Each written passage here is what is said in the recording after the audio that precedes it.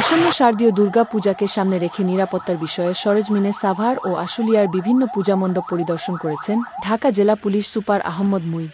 সোমবার ৭ অক্টোবর বেলা ১২টা থেকে শুরু করে বিকেল ৫টা পর্যন্ত সাভার ও আশুলিয়ার বিভিন্ন পূজামণ্ডপে উপস্থিত হয়ে নিরাপত্তা ও পূজার সার্বিক বিষয়ে পূজা উদযাপন কমিটির সাথে কথা বলেন তিনি। এবছর সাভার ও আশুলিয়ায় ১৮৮টি পূজামণ্ডপে শারদীয় দুর্গাপূজা অনুষ্ঠিত হবে, যার মধ্যে সাভারে ১০৬ ও আশুলিয়ায় ৮২টি পূজামণ্ডপ রয়েছে। পূজামণ্ডপ পরিদর্শন শেষে ঢাকা জেলা পুলিশ সুপার আহমদ মুঈদ গণমাধ্যমকে বলেন, আসলে আজকে আমাদের এই মণ্ডপ পরিদর্শনটার মূল লক্ষ্য হলো আইনশৃঙ্খলা পরিস্থিতিটা কেমন, আপনাদের যারা আয়োজক কমিটি তাদের সাথে কথা বলা, তাদের কোনো রকম সাজেশন আছে কিনা, আমাদের যে সমস্ত নির্দেশনা সেগুলো আমরা অলরেডি ওনাদের সাথে বসেছিলাম, মিটিং করেছি কয়েকবার। আমার থানা এলাকার থেকে শুরু করে থানা পর্যায়ে যারা মাঠ প্রশাসনে আছে তারা সবাই কমিটির সাথে বসেছে। আমাদের সার্কেলের অ্যাডিশনাল এসপি সে বসেছে, যৌথ বাহিনীর যারা নেতৃত্বে আছে, যারা দায়িত্বে আছে ওনারাও এসেছেন।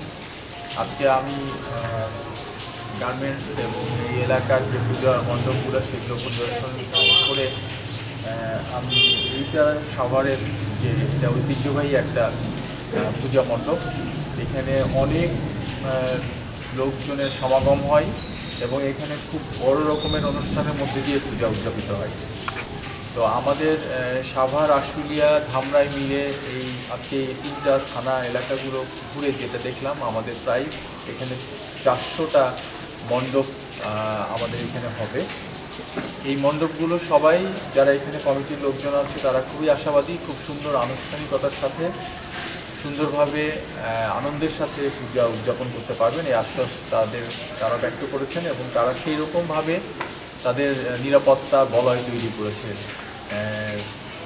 সোসাইটিকে নিয়ে সামাজিকভাবে, এবং তাদের কমিটির লোকজন, ভলেন্টিয়ার এবং পাশাপাশি আমাদের থানার পুলিশ এবং যৌথ বাহিনীর যে সমস্ত সদস্যরা নিয়োজিত আছে তারা, আমাদের সাদা পোশাকের লোকজন থাকবে, গোয়েন্দা নজরদারি আছে। সব কিছু মিলে আমার কাছে মনে হয়েছে যে আমরা এখনো পর্যন্ত ভালোভাবে এগোচ্ছি এবং আগামী দিনের যে উৎসব এটা সবার উৎসবে পরিণত হবে।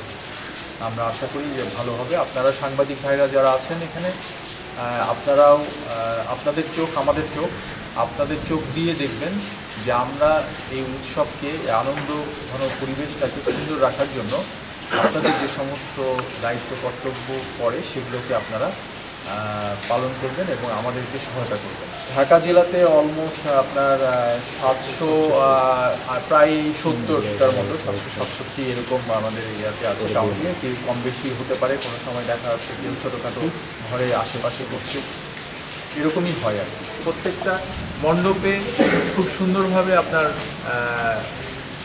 সিসি ক্যামেরা লাগানো হয়েছে।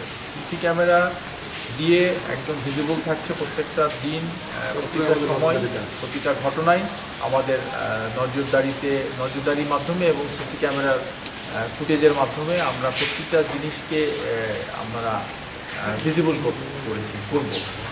তো এই সিসি ক্যামেরার মধ্যে দিয়ে প্রতিটা এলাকা আমরা নিরাপদ এবং যারা আনন্দ করবে, যারা এটাতে অংশগ্রহণ করবে, এই হিন্দু ধর্মের, হিন্দু সম্প্রদায়ের লোক যে সমস্ত মানুষ তারা এটাকে সুন্দরভাবে উদযাপন করবে এই আনন্দটা, এবং এর সাথে আমরাও এই আনন্দ উপভোগ করব। আমরা যারা আইনশৃঙ্খলা রক্ষাকারী বাহিনী আছি, যারা ডিউটি করবো, আমরাও এই পূজার সাথেই আমরা থাকবো, পূজার সাথে আনন্দ করবো।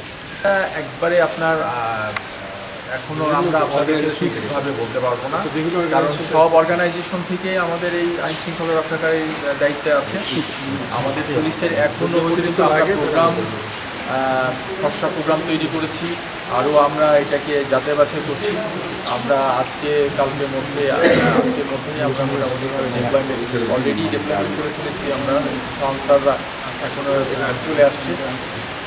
এখন আমাদের পুলিশের যে সমস্ত কয়েকটা লেয়ারে দায়িত্ব পালন করবে, সাদা পোশাকে দায়িত্ব পালন করবে, গোয়েন্দা নজরদারিতে থাকবে পুরো এলাকা, তারপরে আমাদের টহল গাড়ি থাকবে,